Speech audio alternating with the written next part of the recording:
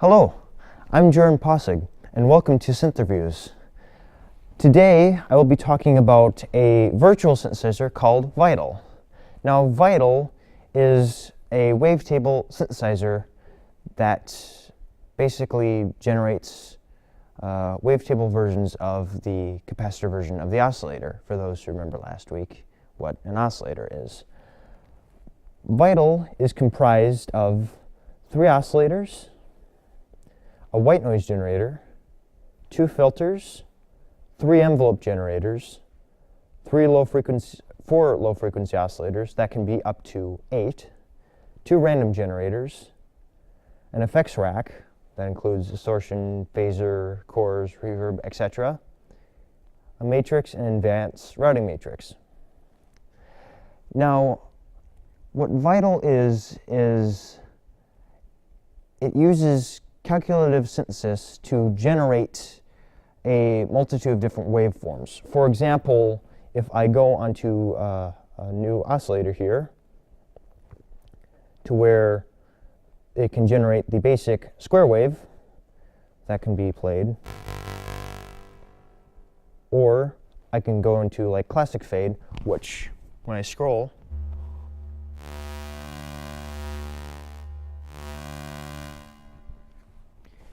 it reshapes the waveform. And with the wavetable, you can change the oscillator sound besides the basic 4 sounds, about, I think it is 256 that you can create from wavetable synthesis. With the synthesizer, with the 3 oscillators, you have the unisons and phase, which are basically adds more voices and adds an extra wave to the wave shape to allow it to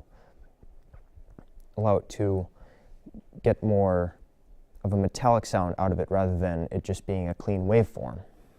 It has a noise generator, which is not just white noise here, but however, it has extra HVAC unit, jackhammer, can simulate a river, waves, because it uses the same wavetable technology as the main oscillators up here. It also has 2 filters on it. The filters can be routed between any oscillator, pretty much, with this matrix down here. But also, you can change the type, whether it be dirty, ladder, digital, diode, format, which format's an interesting one. Format basically replicates A, E, I, O, U of the human voice, meaning it can get a filter close representation of the human voice. It's not exact, but it's nice for being able to, let's just route it to oscillator 3 really quick, and just turn off filter 2.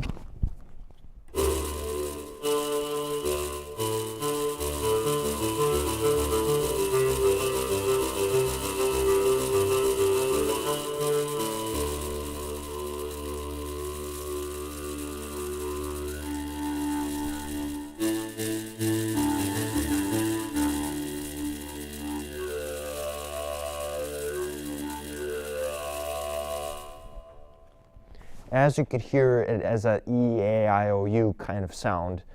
It's not perfect, but however, it puts a lot of character to the sound. It also has something as a lot of external effects in it, such as distortion, phaser, chorus, and right now the patch I have currently has a lot of that.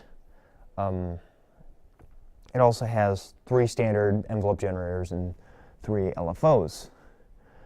Now, the interesting thing about the synthesizer is that with the wavetable that you can route, say, a low frequency oscillator to a standard oscillator and allow for the sound to change automatically without needing extra parameters or knobs that you use by MIDI. Now I'd like to thank today's sponsor, Reverb.com. Now Reverb.com is your place to get the music gear that you want, such as guitars, keyboards, amplifiers, and so on. Reverb has the top brands and so much more. Reverb has deals and steals, and 2-day free shipping. If you want to learn more, go to reverb.com to get your next music gear. Now, back to the synthesizer. The interesting thing about this synthesizer versus a standard analog synthesizer is that it has something called text-to-speech wavetable. Now, what is that? Text-to-speech is basically, it allows for the wavetable to calculate what somebody says through text and generate a waveform based off of that. Now, with that being said, it also needs, as you can see, an LFO here to allow the modulation to take place, for it to move up and down the waveform. For example, this just says text-to-speech wavetable. Text to wavetable, text to wavetable, text to wavetable, text to wavetable, text to wavetable. And you can type into the oscillator by right-clicking here. And if you click on this, there is a bar that comes up that you can type in your words that you want, and it will generate that. With that, you can also combine with standard sounds as well. Now, I think that is definitely something that an analog synthesizer, such as what I'm using to control it, the Polybird here, can't do. However, the thing with the Vital is that Vital can only generate 5 instances of text-to-speech wavetable, meaning you can only type into it 5 times before it locks out. Now, that goes on to my thoughts of the synthesizer. Now, I think the synthesizer is quite a fantastic synthesizer, more than I can get into so far now. But I will say that the one disadvantage I would say is that it is a virtual synthesizer, meaning I need a computer, I need a keyboard and an interface to be able to play the synthesizer. However, the benefit to this is that I am not limited to physical hardware. I'm not limited to what is physically here. So, with that being said, I think, especially since this is also a free software, it's not paid, but to get unlimited text-to-speech, it is paid a subscription and a pro version that you pay for the synthesizer. So I think that it is a fantastic synthesizer for just the free version alone. But however, I think what separates it from most synthesizers is the text-to-speech wavetable. If you want that, I would say if you want to pay the subscription or the pro, if that is something in your budget, I would say definitely get the text-to-speech wavetable. It's quite a fantastic engine. So I think overall, but to use it, if you want to use it 5 instances and no more, I would say the free version would definitely just be for you. So that is my thoughts on the Vital synthesizer. Thank you for tuning in, and we hope to see you next week.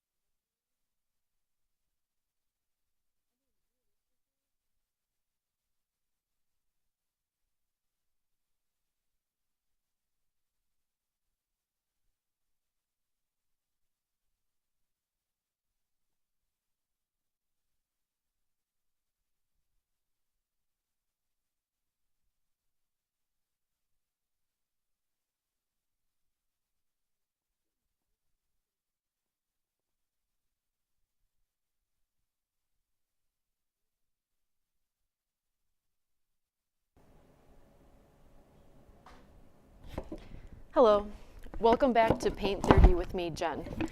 If you remember last time, I worked on this piece, and today I'm going to be working on it a little bit more.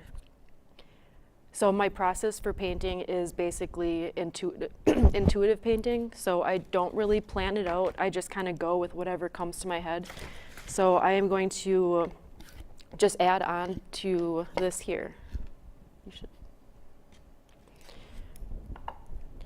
I'm not going to mix any, you can get all fancy and mix different colors together to make unique colors, but just for the lack of time, I'm not going to do that today.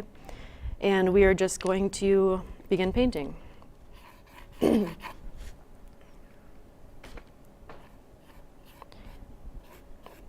not really sure what I'm going to do with this yet, but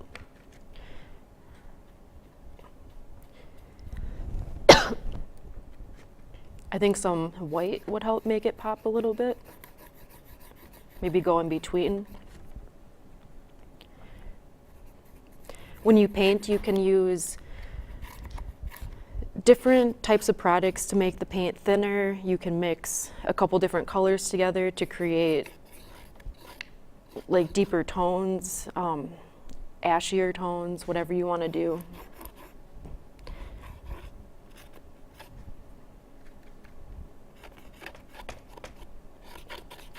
As I'm working on this, I'm kind of seeing some sort of an insect, so maybe I could just go in that direction.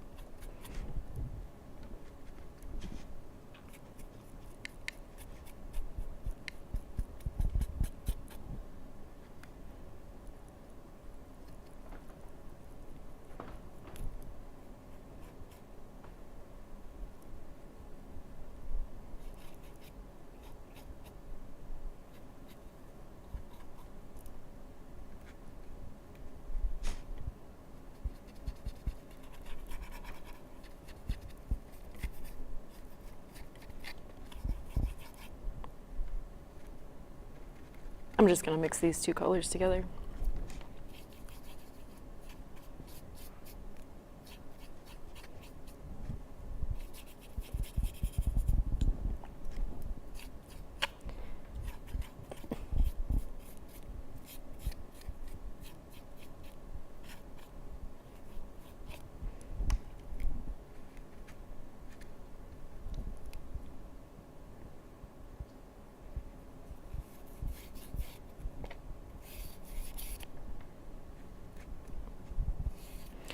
I'm going to add some dark around the edges just to make it look a little more, to give it a little more depth.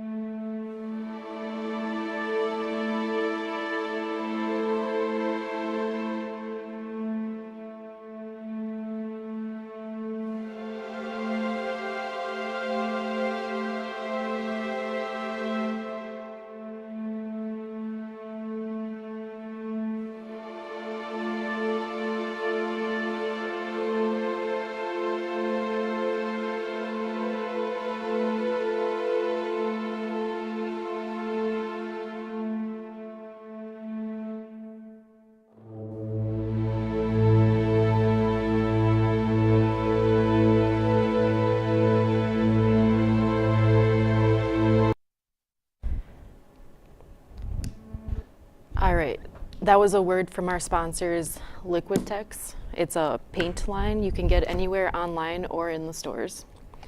Great quality. And then it gave a little bit of time for this to actually dry up a little bit so I could actually finish painting the edges. I'm gonna mix the brown with Payne's Gray.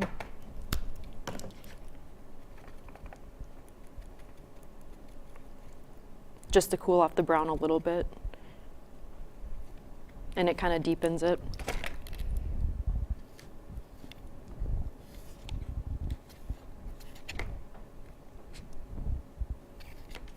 It's kind of fun making your own colors and tones because you can basically do whatever you want.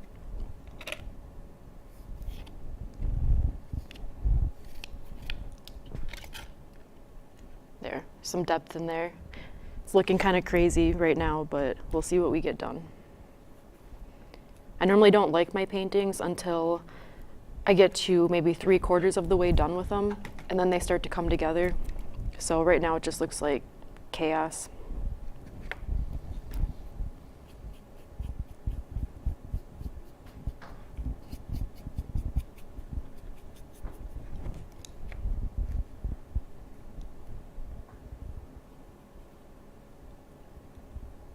I think I'm actually gonna add some texture to this. Since I have the glass glued on here, and I don't really know where I'm going with this, I'm just gonna add big globs of paint in this corner.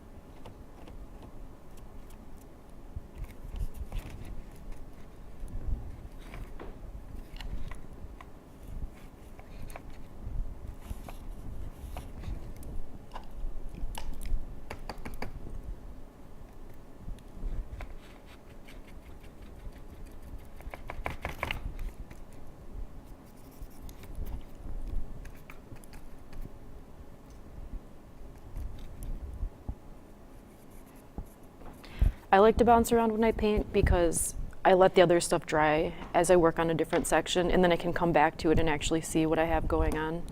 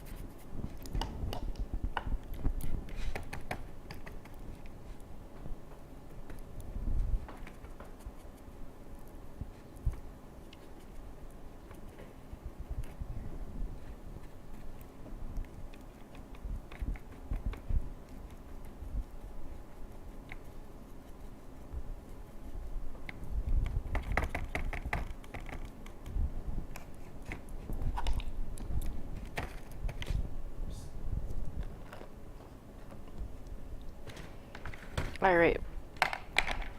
So this is what I have so far. Next week we'll work on it some more and see what else we can do. Thank you for watching Paint 30.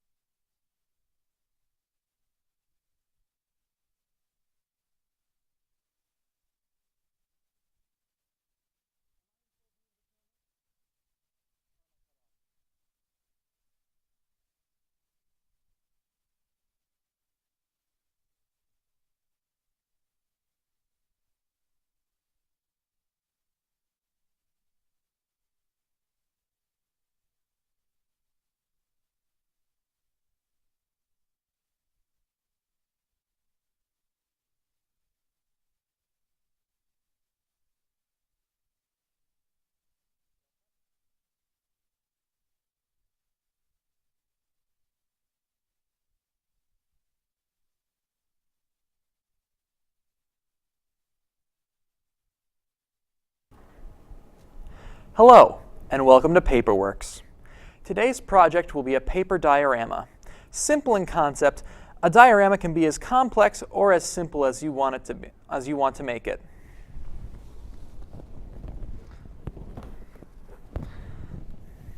Now, I'll be walking you through the process that I used to make this diorama, right here, as well as how to make the props I used to make this one. First things first, though, you'll need equipment. First things first, we'll need equipment. You will want a shoebox, tape, scissors, and lastly, lots of paper. First things first, we'll need Once you have all the needed tools, you can jump straight into putting in details. Now, you may have noticed that I taped a layer of blue paper like this over the inside of the box. While not strictly necessary, having the inside and outside of your container already set up in advance makes the process of decorating much easier. But above all else, you'll want to add your floor and backdrop first. First, we'll construct the floor and back of the diorama. For this example, I'll be using a white square sheet of paper as the floor. I've cut a small line down the middle to create what looks like a river. Next, I've cut some shapes out of some light blue paper to create what look like ice sheets. Lastly, I've created 4 lines of paper and other similar shapes to create what looks like a tree line and mountains. Then I simply put tape on the back and set them in.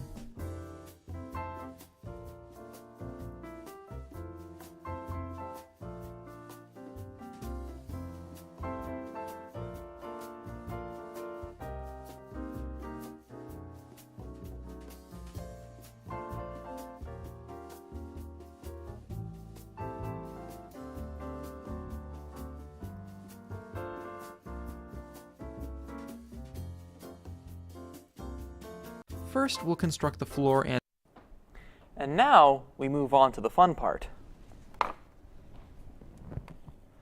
Making decorations. Now, first things first, I'll show you how to make some trees. Now, you're going to want a base like so in order to make a tree. So, in order to make one, you'll want to have a paper like this. As you can see, I have it folded in half. You'll want to make a vaguely triangular shape and make sure you have it evenly cut.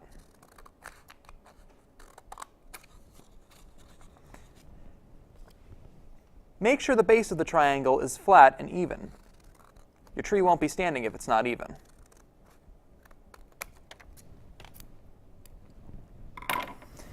Next, make sure the papers are folded evenly, or at least relatively evenly. Now take these 2 triangles and invert them. Make sure they're absolutely even with each other. Now take your scissors and cut halfway through each one. If done properly,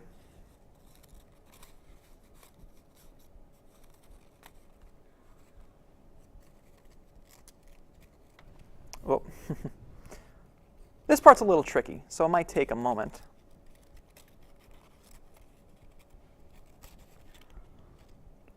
But if done properly, you can slot them together and create a very simple base for a tree, which can then be set anywhere you wish. Now, now you'll want the foliage. For this, you can simply cut out another triangle. Once again, make sure the paper is even.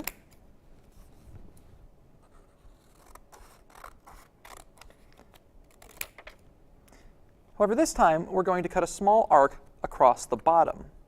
Ooh, make sure they're even.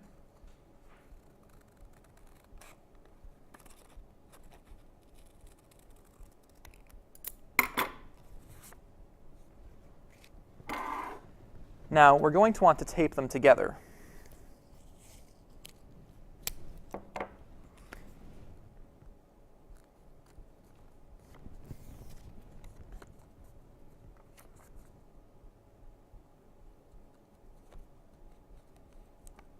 If done right, they should fold relatively evenly back onto each other.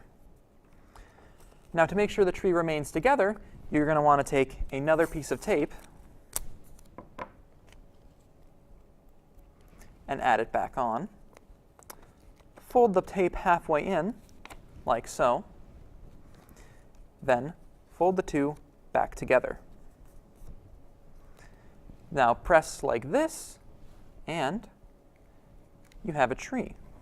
Or, well, the foliage.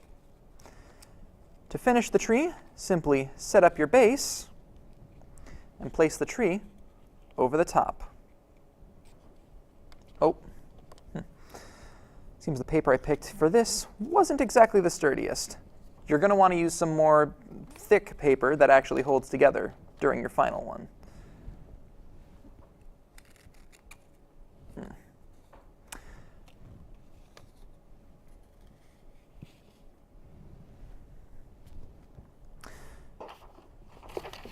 Now, once you've finished, you have the top of your tree. Now, before I finish today's episode, let's get a word from today's sponsor. Leaky faucets, dripping shower heads, clogged toilets. Call Pal's Plumbing to get the help you need. Once again, a special thank you from today's sponsor, Pal's Plumbing. Now, let's move on to the last decoration. A house. This is the most complex decoration I'll be showing, but I'll try to keep this brief. First, you'll want 4 sides. For my example, I'm using squares for the sides.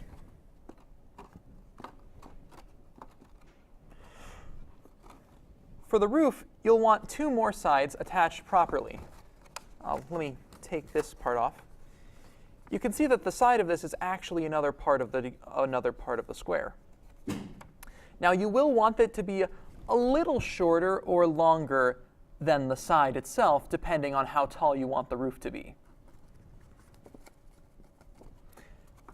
As for the space in between the front wall and the roof, you can actually cut out another rhombus shape to tape in between. You can actually, and then you can tape the inside as to make sure that it doesn't fall out.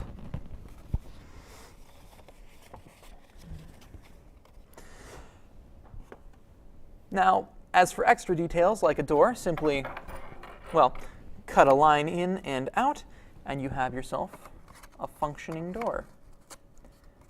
Now, this last part isn't really necessary whatsoever, but you can add lines and other decorations to make your decorations a little more decorated. In my case, I put pen marks on the wall, added some trimming around the edge of the door, some lines to create a little more of a wooden effect, as well as windows. And I put some lines on the tree to give it more of a tree effect. Now, and with that,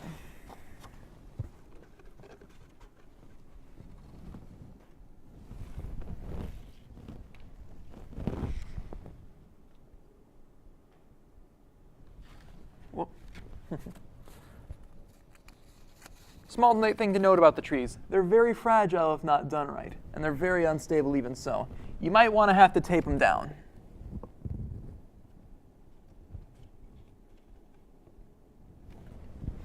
And with that, we have a finished house.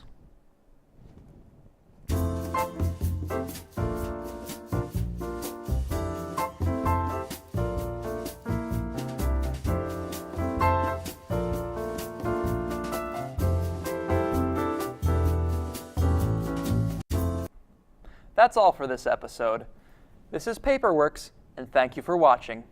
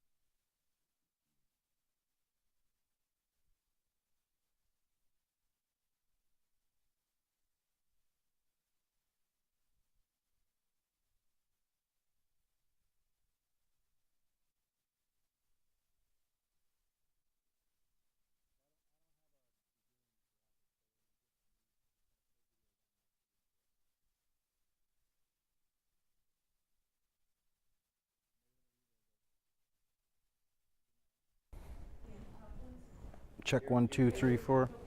I'm good. Okay.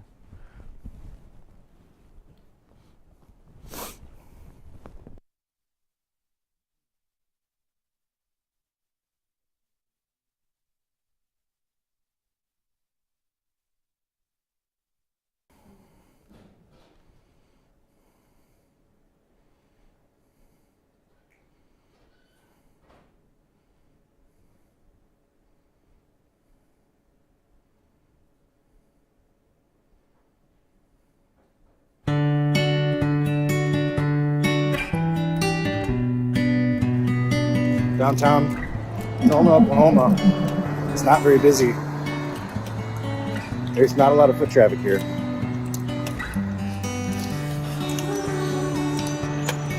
But let's see what we can find.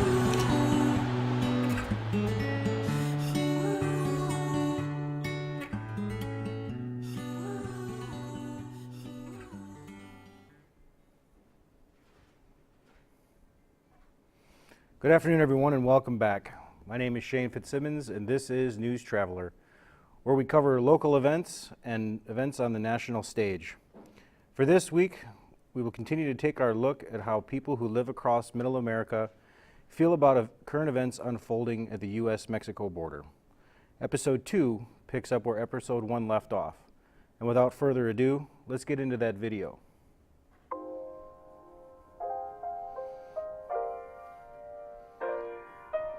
Are we muted?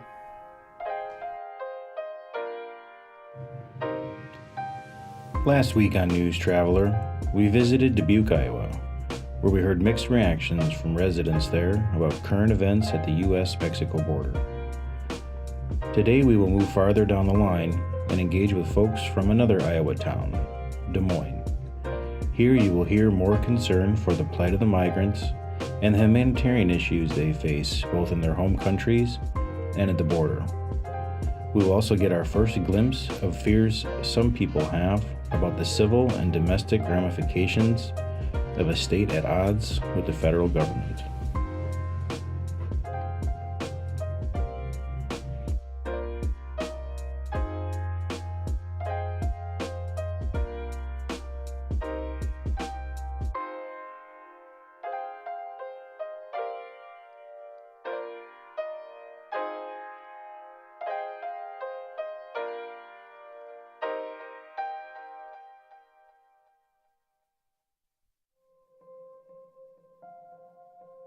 I'm a nurse, and for about 5 years I took care of refugees coming to the United States. There are a lot of people that are looking to enter the U.S. They were fleeing war, they were marginalized in their countries. They're afraid. A lot of people are seeking asylum. A lot of people want to eat. There's a lot of people who are coming across the border who don't have that time, who are literally in danger, right? Tons and tons of preventable things, parasites, malnourishment, pretty bad heart conditions, and then not having access to good health care. That there's just a lot of people in need of a lot of help. And I don't think that if you're going through that extensive of a trip, if you're under that many circumstances, you're not coming over here and getting into the country just to do something nefarious. it's just a mess at the border. I noticed President Trump is now suggesting that we use National Guard troops against federal authority. I mean, we settled that in the Civil War. Now a lot of people are speculating about it being, the start of the Civil War. What's going on down there right now is pretty close to treason. Literally for the theater of politics, it sounds like it would be anyway. And two, it's just not right. Why?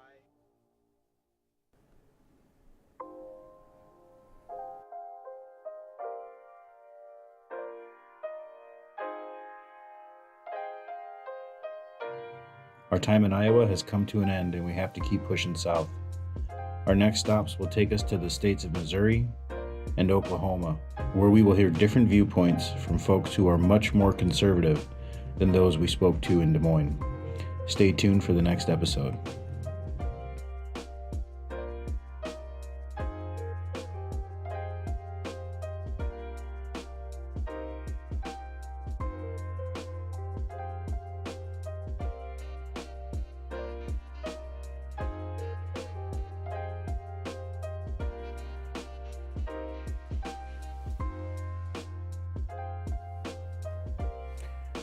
We live in a supercharged time in history. More often than not, things are very complex, and no one answer will settle any argument. Now and again, it's nice to take a step back and remember a simpler time, perhaps with a film camera or two. On that note, let's take a moment and hear from our sponsor.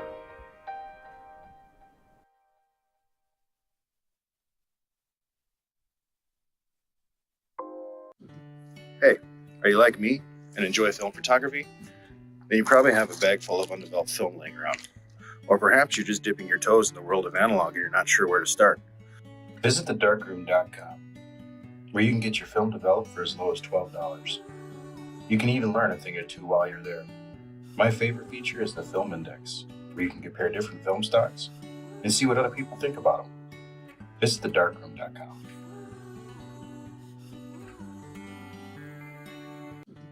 Hey, are you like me and enjoy film photography? Then you probably have a It's a bag fully full of mechanical undeveloped camera film once laying in a around. while. Or There's perhaps something about escaping electronics and being in full control of your photographic destiny. Next week, our journey will take us out of Iowa completely, and we'll explore the thoughts and opinions found in other parts of Middle America. Let's take a sneak peek at what next week's episode has to offer.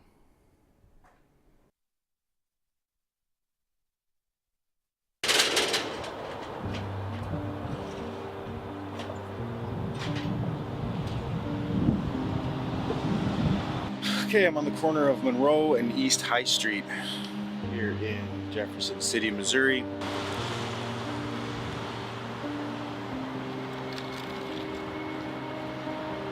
How you doing? Just kind of getting lay of the land. There's some foot traffic here, so we'll see if we can find anybody that wants to talk to us. They did it the right way, and if you want to talk to somebody who's really hacked off about what's going on, you need to find those guys. The guys that came and did it the right way, did it the hard way, and you talk about people that appreciate being Americans, those are the people that appreciate being Americans. I don't understand why Biden is wanting to sue Texas to keep this from happening. The razor wire and all that, why is it okay for it to be around the Capitol building, but not at the border? Good wire, bad wire? Come on now. We have a responsibility in our country for the safety of our own people. The law provides asylum for those who are actually seeking asylum in the right way. And if they abide by the law, we'll give them that. That's all the time we have for today. Thanks for tuning in. I appreciate you spending your time with me. Check back next week as we continue our journey to find out how we feel about current events at the border. Thank you.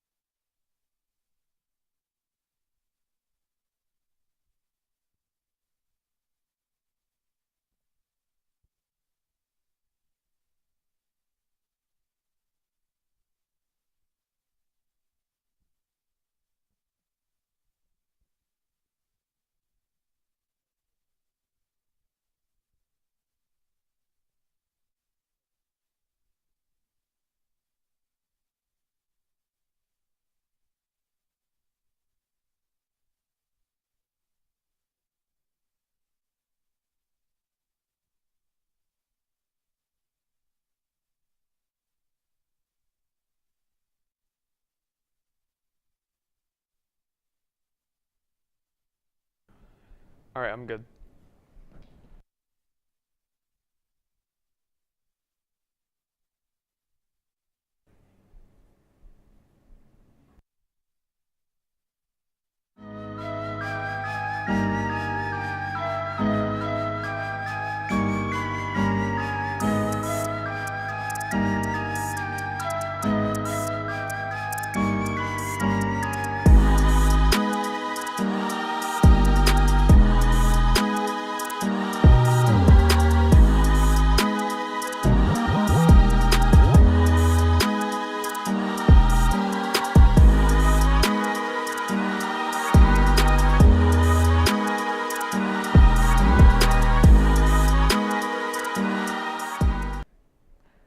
Welcome back, everyone. This is episode 2 of Up to Mazda Speed. On the last episode, I did a quick overview of how Mazda's racing division came to be and how they became to be known as Mazda Speed.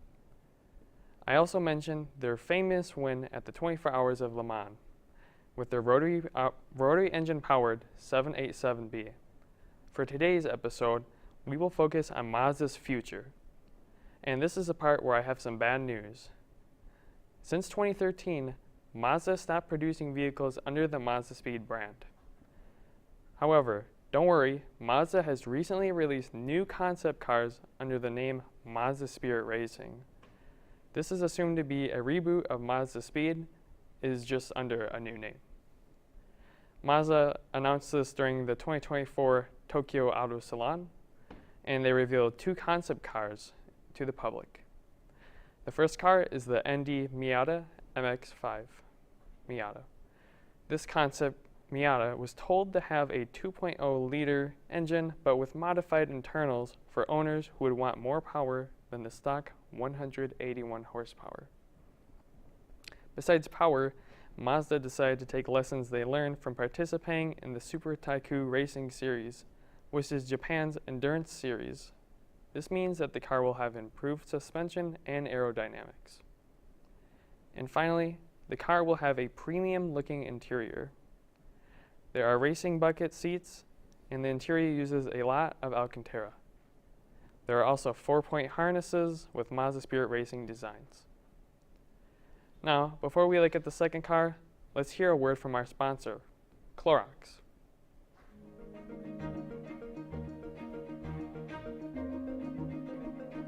Clorox Disinfecting Wipes.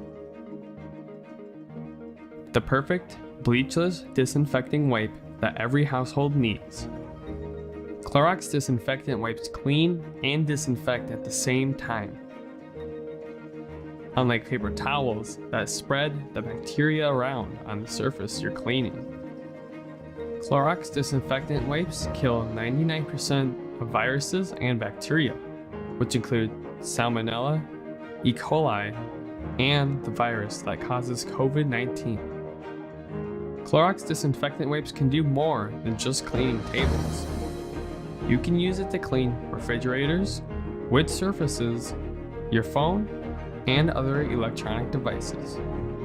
Remember, you can count on Clorox disinfectant wipes and our other cleaning products to stay clean.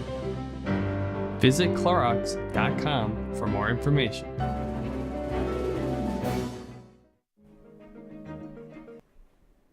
Thank you, Clorox, for sponsoring today's episode of Up to Mazda Speed. Now, let's take a look at the second concept car Mazda has released. This second car is the Mazda 3 hatchback. The Mazda 3 will feature an interior with Alcantara styling and Mazda Spirit Race styling as well. But what about the engine, you ask? Mazda hasn't released any information about the engine of the concept Mazda 3. However, CarBuzz, a automotive news site, thinks that Mazda will skip using the 2.5 liter engine and instead go for the turbocharged version of the engine that produces 250 horsepower. Another unknown thing about this concept Mazda 3 is what drivetrain will it have.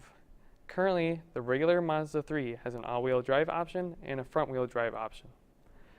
Personally, I think they will do a front-wheel drive option to stay faithful to how the Mazda Speed 3 was. I also just like how rowdy the front-wheel drive can be, and that's just my opinion. I just like how rowdy it can be. But I would not mind if it came in an all-wheel drive option, because it would remind me of pretty much the brother, the Mazda Speed 6, which was the sedan version, but it had the same engine and everything. But personally, I'm excited that Mazda is back again, showing off their concept performance cars. Now, I know they're only concepts, but in reality, they really do look production ready and complete, looking unlike other concept cars you would see. I mean, just look at them. They have the Mazda Spirit Racing logos, a full interior, body kits, tires, and wheels. It just looks complete. My personal favorite out of the two concept cars they released just has to be the Mazda 3. I just love Mazda's hatchbacks and their designs. Hopefully they do come out with the Mazda 3 Spirit Racing edition, just because honestly it could be a future car I would buy. I hope you like my insight into Mazda's future of performance cars, and I hope they truly commit to Mazda Spirit Racing. On the next episode, I will be talking about Mazda Speed's golden years of production street cars, so stay tuned. This is your host Logan, and thanks for watching Up to Mazda Speed.